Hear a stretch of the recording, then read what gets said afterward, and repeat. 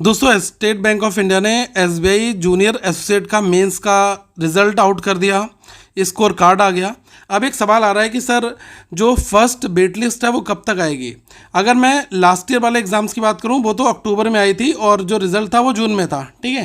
तो ऐसा कोई ज़रूरी नहीं है कि इस बार भी आपका जून में रिजल्ट आया है तो अक्टूबर में ही लिस्ट आएगी, क्योंकि इस डेटा का इससे कोई लेना देना नहीं है। अभी पहला स्टेप क्या होगा, जैसे ही जिन लोग जो सेलेक्ट यहाँ पर हुए हैं इनका एक बार डीबी हो जाए, इनकी ज्वाइनिंग हो जाए, तो जैसे ही इनकी ज्वाइनिंग होगी उसके आप देखेंगे कि 1 मंथ से 1.5 मंथ तो यही लग जाता है कि कितने ऐसे लोग हैं जो ज्वाइन नहीं कर रहे हैं, तब उनके पास डेटा आ जाएगा, ठीक है।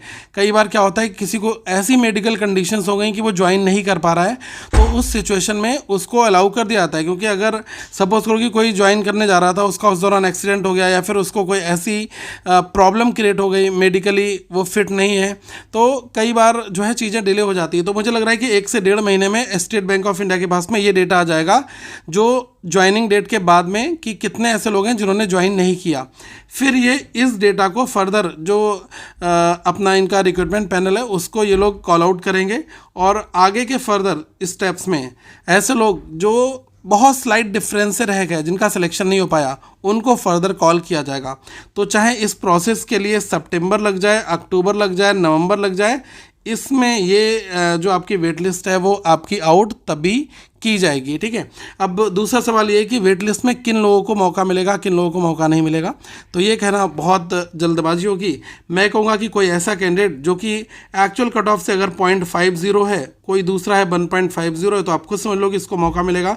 और जो डिफरेंस कम है, मतलब पॉइंट्स में है, 1 मार्क्स में, उनको मिल जाता है जनरली, ठीक है। 1, 1.5, 2 नंबर वालों का हो जाता है। क्योंकि मैंने ऐसा देखा है कि जो वेट लिस्ट है वो आपकी पहली आती है और दूसरी आती है और तीसरे आने के भी आसार होते हैं। एक बार तो मैंने देखा था एसबीआई में 3 वेट लिस्ट भी जारी जनरली हुई थी, ठीक है। लेकिन 1 और 2 का आना है और लगभग 3500 के आसपास में सिलेक्शंस जो हैं वो लास्ट ईयर की तुलना में हमने देखा था हुए थे। और इस बार भी शायद हम ऐसी उम्मीद कर सकते हैं, क्योंकि वैकेंसीज भी ज़्यादा हैं और बहुत सारे लोग अदर एग्ज़ाम्स में प्रेफर करते हैं, जॉब में शायद ये इन चीज़ों में नहीं आना चाहते हैं। तो हो सकता है कि वो लोग इस चीज़ को ज्वाइन ना करें। इंटरेस्ट के लिए कुछ लोग फॉर्म भर देते हैं, कुछ ऐसे होते हैं जिनका सब कुछ एकेडमिक बहुत बढ़िया होता है, पीओ की इच्छा होती है लेकिन क्लरिकल भर देते हैं। अब क्लरिकल हो जाता है तो नहीं करेंगे ना, उनको पीओ ही करना है और उनका हो भी जाता है। तो ऐसी चीज़ें हैं। लेकिन मैं कहूँगा कि अभी जो भी टाइम आपको मिल रहा है ना, तो आप क्या करें, सबसे ज़रूरी चीज़ है कि अपना मैक्सिमम जो टाइम है उसको अब आगे के एग्ज़ाम्स पर लगाओ।